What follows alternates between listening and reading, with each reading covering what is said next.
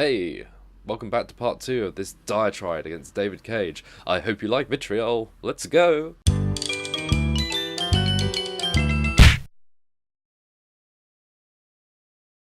It was really about storytelling and emotion and relationships and characters.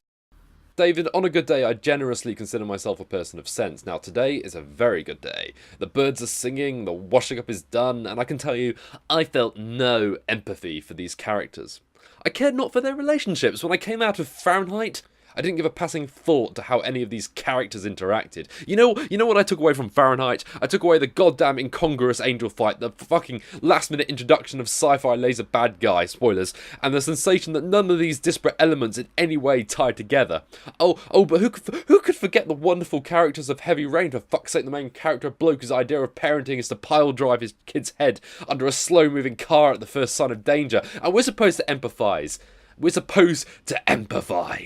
Oh, not to mention his riveting relationship built purely on plot contrivance rather than, any tangible shared value, with the lady who's only there to dance in her fucking skivvies in a spectrum of inappropriate scenarios. Because as we know, that's the only way that women are capable of achieving or acquiring anything in this world, eh lads? No.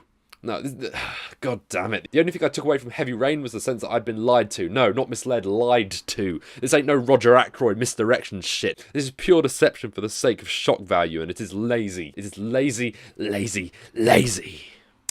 I haven't played Beyond. Sorry if that makes me unqualified to talk on this topic, but I'm not funding this shit again. I haven't played the Nomad's Soul either, but who the fuck has? A lot of the reasoning for Cage's method can be gleaned from the knowledge that the man is a bit of a cinephile, should we say.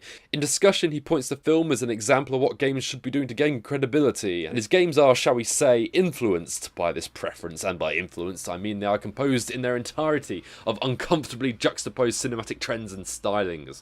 See, rather than viewing cinematic tropes as tools that can be utilised in accordance with or against our narrative expectations to inspire particular responses, Cage feels that these tropes act as a shortcut to the personal investment of the audience. Thus he simply rams a shit ton of them together with neither rhyme nor reason, utterly disregarding the narrative context that permitted the devices their initial impact. There's no damned artistry to this method. I'm not saying cinephilia in games is in itself a bad thing. I mean, Jesus, with all the fucking love gaming as a medium pays to its heritage, it's at least a little refreshing to see slightly more far-reaching references. But sugar baby, I swear, Cage has no idea what he's doing. Here's the narrative thematic progression exhibited in Fahrenheit, from supernatural thriller to police drama to budget Silence of the Lambs, complete with heinously offensive portrayal of the mentally unwell, to The Matrix, to Team America, to sudden, unprecedented sex scene because maturity. And they said ice zombies were frigid, yuck yuck. This is not homage, this is not reinvention, this is hapless regurgitation. And without structure, without goddamn pacing, and if it's not too much trouble, some semblance of method, it amounts to nothing. Look, if you enjoy these games, good for you, I suppose, man. I mean, subjectivity permeates all and all that. But do yourself a favour and take a step back and question what it is you like about the games. Yes, in terms of technical presentation at the time of release, the games are pretty fucking gobsmacking. They possess an immediate superficial appeal that can't be denied. But with any further level of scrutinisation, it just comes tumbling down. Cage wants, nay, Cage needs emotion in his games, but subordinates the methods through which one organically achieves this to hackneyed spectacle, which is initially impressive, yeah, but ultimately leaves you intellectually flaccid. See, I've been pretty critical so far, but let me just temper my impotent flailing a moment by saying, scourge or no, there are facets of this man's work and attitudes that I don't wholly object to, pompous shitbag though he is. The whole playing as both cop and killer dynamic in Fahrenheit has the potential to be pretty fascinating. Shame it didn't make a goddamn bit of difference. And in the extraordinarily rare instances like this that he hits, Cage really does look to be imbuing the medium with something unique. But wait a couple of minutes and this brief spark is inevitably smothered by the incessant flow of bollocks.